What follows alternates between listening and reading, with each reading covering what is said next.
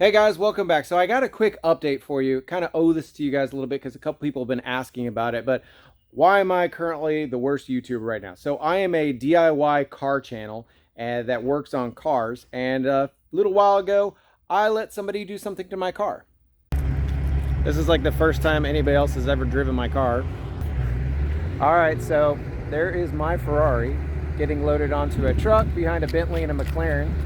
So kind of sad to see it go. God, that's a beautiful car. Going off to its new owners.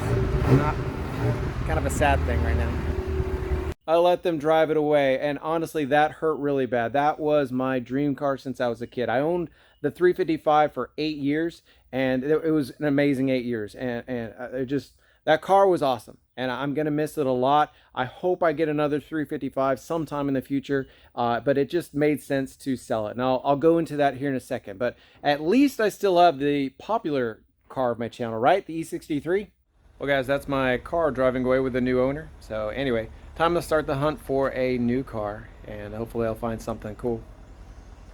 Now, I never went to YouTube school, but I'm pretty sure to have a car YouTube channel, you got to have some cars. Anyway, well, I still got the Jeep, my daily, and I still got the Blazer. And to be honest with the Blazer, I really want to make this more of a front runner in the show.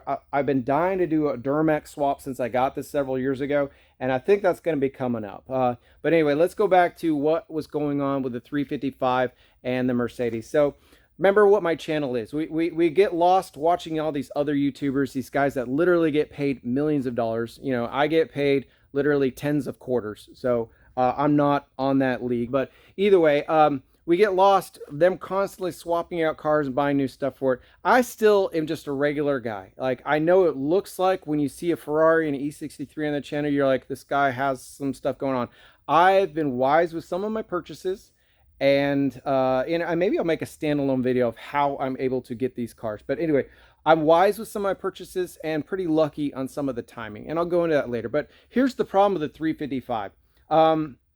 It's not cheap anymore. They really shot up in values. A 355 now costs more than a 458 does in some cases, especially if you look at 458s back in 2019. So it kind of lost the average Joe-ness to it. And my channel is more about people like you and me being able to own cars and work on them ourselves and do a quality job at doing it. That was kind of the goal of the channel, whether it be a Ferrari, whether it be a E63 or high-end BMW or whatever. That was kind of the goal. So that kind of lost it. So I went out looking for a new exotic to replace it, maybe more of an obtainable one, if that makes sense. So with the E63, here's the problem. Again, I have a DIY channel, and all these people are asking me, hey, how do you do the service to transmission? How do you do the plugs? I was like, my car had 10,000 miles on it, 11,000 miles. I was like, it really didn't need that stuff. So it kind of wasn't fair to have that car on the channel when it was basically a brand new car. So all this actually happened several months ago. The only reason I'm still able to put videos out is because I'm such a huge procrastinator when it comes to actually editing these things. But either way, so I've been on the car search for a while. And actually let me know in the comments below what cars you think I should be considering. And but I got to vent about this car shopping experience. And anybody who's tried to buy a car in the last year has probably experienced a very similar thing. So in the last 18 to 20 years, I've bought over 30 cars, and I've always been able to, some of these cars are unique, so it might take a while to find them, but I've always found them and have been able to work out a deal with the sellers and that I thought was fair for both of us. That's just not the case anymore. No dealer right now wants to play at all. They'll hang up on you if you offer $1,000 less on a $100,000 car, which is just absurd, and I guess it's just times are changing. I got to get used to that. But the other aspect of this that's totally caught me off guard is just the amount of people that are just trying to either sell junk or straight up lie to you. So I've had quite a few people that have straight up told me that, there's no accidents on this car. And then I run a Carfax and guess what? Find an accident. And I'm not talking an accident that had happened 10 years before. I'm talking about an accident that happened during their ownership. And I'm like, you lied to me. There's another guy, I was looking at a Lamborghini, and the guy literally changed the VIN to make it a different year.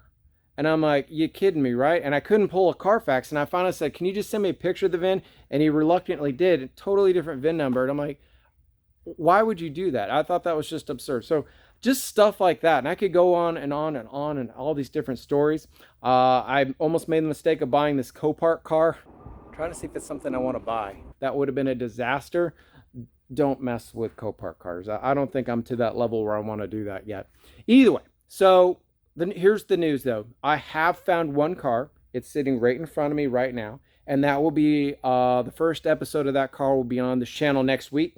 But I'm still looking for a replacement for the Mercedes right now. So if any of you guys know of a good replacement for the Mercedes, let me know. So I need a sedan, some kind of sedan. Preferably what the reason I sold the car was to buy another E63 wagon. But the values of those have just shot up. Finding one of those has been a pain. I got a couple leads, but either way, a E63 wagon would be my first choice. I would consider a W213 E63. I'm also looking at CTSVs, a manual V2 or a V3. Even an Alfa Romeo Quattrofoglio or whatever they call it. I guess I got to learn how to pronounce it before I actually buy one of those. But I really kind of am intrigued by those Alfa Romeos. There's a couple other cars I'm looking at, maybe an S65, maybe an SL65. I kind of just want a V12. But anyway, if you guys have any ideas or know of any good cars that aren't crashed, put them in the description or email me at that at my email on the About tab and just let me know. Anyway, but lots of good videos coming up on the car in front of me next week. Lots of future videos on this coming up, and hopefully I'll get a replacement for the Mercedes here shortly. Anyway, guys, thanks for watching, and don't forget to like and subscribe so you don't miss it. Thanks, guys.